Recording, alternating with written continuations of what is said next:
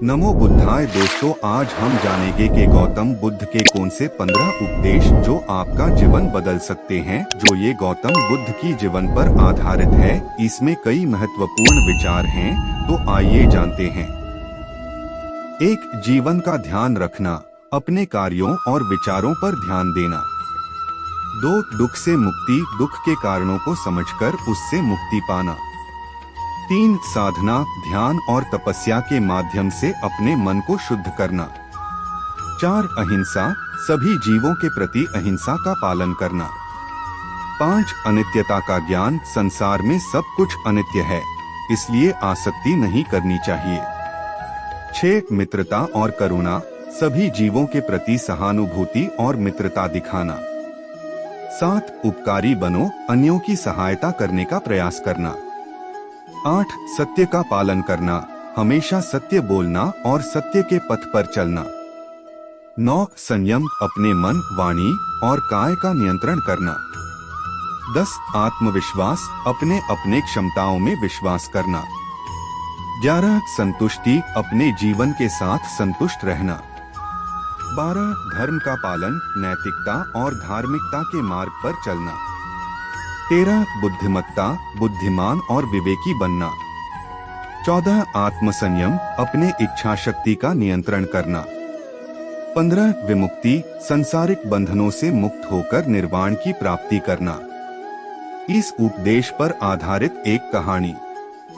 एक समय की बात है, गौतम बुद्ध के समय का विशाल राज्य वाराणसी में एक छोटे से गांव में एक परिवार निवास कर रहा था। इस परिवार में एक युवक नामक धर्मपाल रहता था, जो नैतिकता और ईमानदारी के साथ जीने की प्रेरणा लेता था। धर्मपाल की माता पिता ने उसे सदैव यह सिखाया कि बुरा मत कहो और बुरा मत सुनो।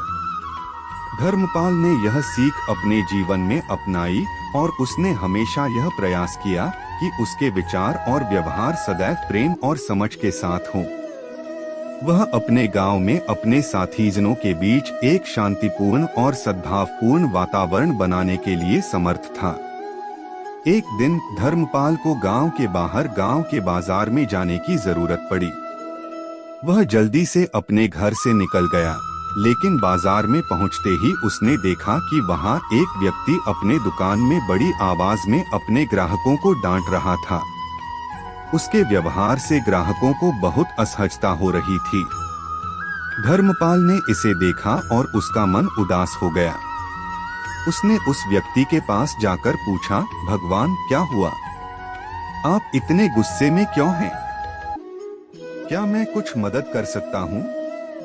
व्यक्ति ने उसको देखकर कहा, तुम क्या करोगे? तुम तो सिर्फ एक छोटे से गांव का हो। तुम्हें क्या पता व्यापार की दुनिया के बारे में? धर्मपाल ने उसकी बात सुनी और धीरे से कहा, मुझे बड़ा शिक्षक नहीं, लेकिन मेरे माता पिता ने मुझे यह सिखाया है कि बुरा मत कहो और बुरा मत सुनो। मैं सिर्फ यही कहूँगा कि आपको इतने गुस्से में नहीं होना चाहिए। आपके ग्राहक आपके द्वारा इस प्रकार की बर्ताव की प्रतीक्षा नहीं कर रहे हैं। व्यक्ति की आंखों में अचानक एक अलग सा चमक आई। उसने धर्मपाल की ओर देखा और कहा, तुमने सही कहा, मैं अपने गुस्से में हो गया था। धन्यवाद। व्यक्ति ने अपने व्यवसाय में सकारात्मक बदलाव किया और उसके दुकान में एक शांतिपूर्ण और सहयोगी वातावरण बनाया।